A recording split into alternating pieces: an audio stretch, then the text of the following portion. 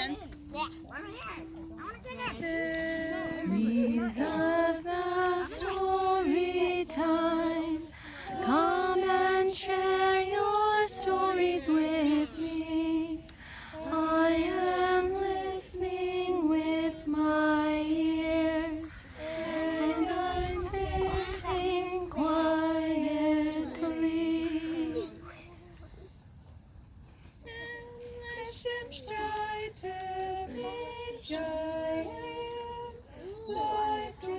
Seite meiner Seele, dass ich auf Erden tüchtig kann werden, Dunkles besiege durch meine Liebe.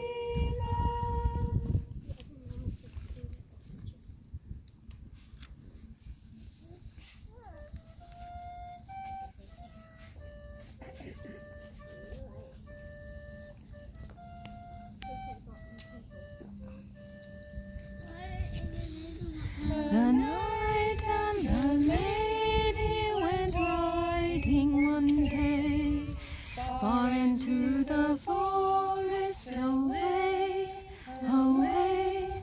The knight said, the lady, I pray, have a care. This forest is evil, beware, beware.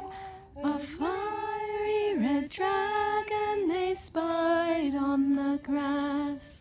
The lady wept sorely, alas, alas. The knight slew the dragon, the lady was gay. They rode on together, away, away.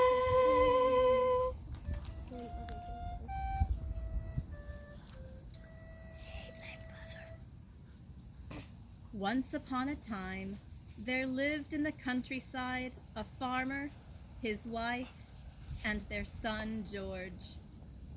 George was a good lad, kind and hard-working. He helped his parents as they gathered eggs, milked the cow, and cared for the cat and dog. They planted seeds and tended their crops until harvest time. They sang as they worked, for they knew when the leaves turned gold and red and the cool winds came, their harvest would be rich and plentiful. We turn the earth, we plant the seed, we help the sprouting plants grow tall and strong in golden sun and ripe at harvest time. However, one crisp autumn night, as they slept and dreamed, a dragon came into their kingdom.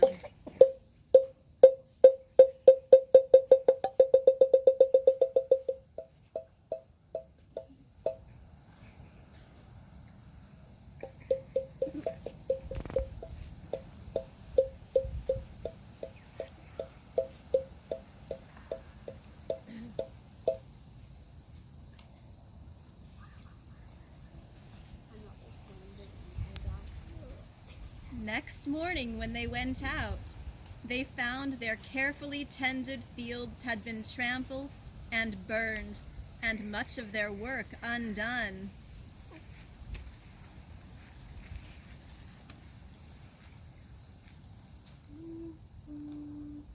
Dragon in the cave, fire he breathes, fire he breathes. Can we all find peace? They were greatly troubled, so the farmer and his wife sent their son to ask for the help of the king. When George arrived at the castle, he was led before the king and queen and their lovely daughter, the princess. "Dear king," said George, "the dragon brings distress and dread. He wrecks our fields, destroys our bread. Oh, help us against his evil might. Thy knights send forth to guard and fight. The king was a wise and just ruler. Upon hearing George's tale, he called for his strongest and bravest knights. Approach, ye knights, attend my word. Yourselves with sword and shield now gird. Conquer the dragon fiery and rude. Protect our farmers and our food. The knights were brave and strong.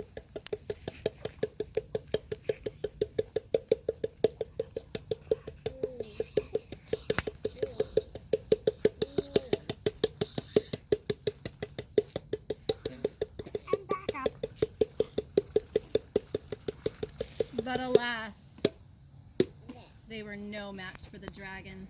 He soon overcame them and drove them back to the castle. The dragon approached the castle and called, "All have seen with dreadful fright. No one can withstand my might.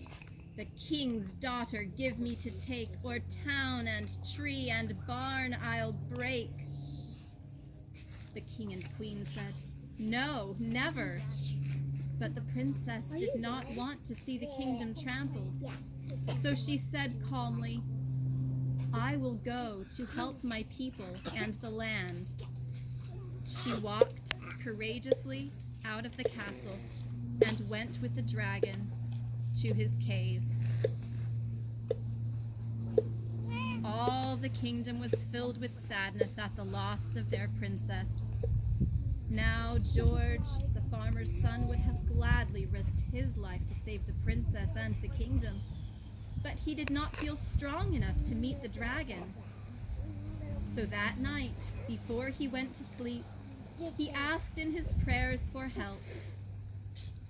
During the night, the Archangel Michael, gleaming bold and bright, came to him.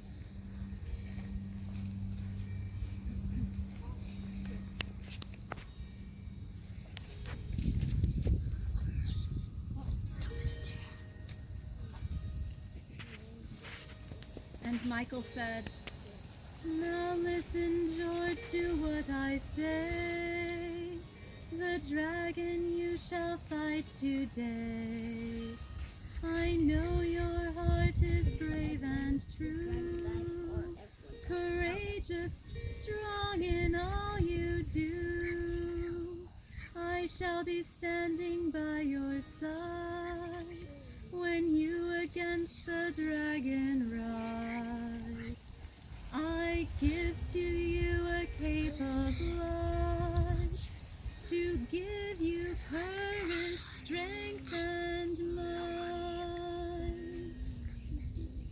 Seek the sword you will need from gnomes of old who will lead you to an ancient cave below, where a sword of gold does glow." The princess turns into a queen. That's the end.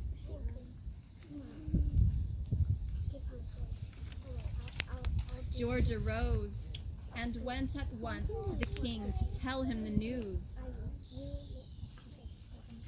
The king gave his blessing and told him where to seek the gnomes in the mountains by following the stars. George found the cave and asked the gnomes for their help. The gnomes asked him, "Are you good?" Are you good? "Oh, yes," said George. "Are you noble and brave?" "Oh, yes," said George. "And do you hear the singing of the stars?" "Oh, yes," said George. Then the gnomes brought forth a sword that they had forged from the iron of the stars and the iron of the earth.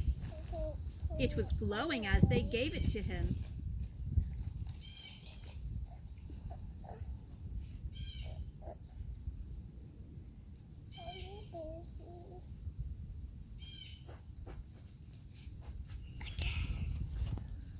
thanking them, George took the sword and went to the dragon's cave.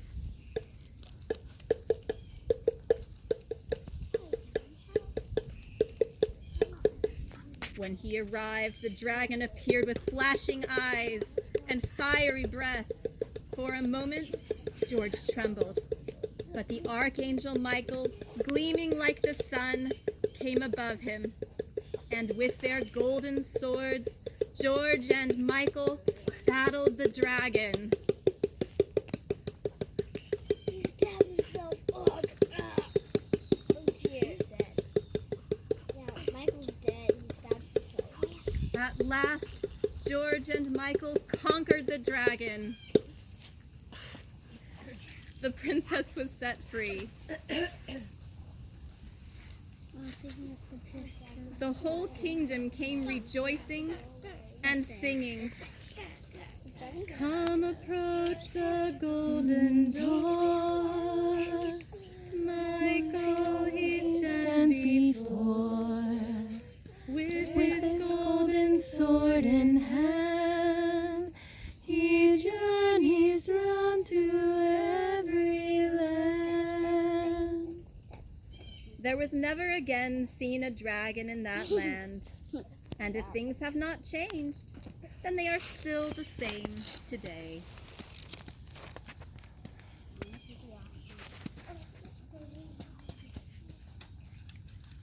Days grow shorter, hearts grow bright. Saint Michael with your sword, shining in the night. The dragon from heaven was hurled. Cast off your royal, Saint Michael with your sword. From the vandals. Stop laying there. Michael asleep yet? Yeah, it'll take a little while. We can make one. No good. Yeah, George is sick.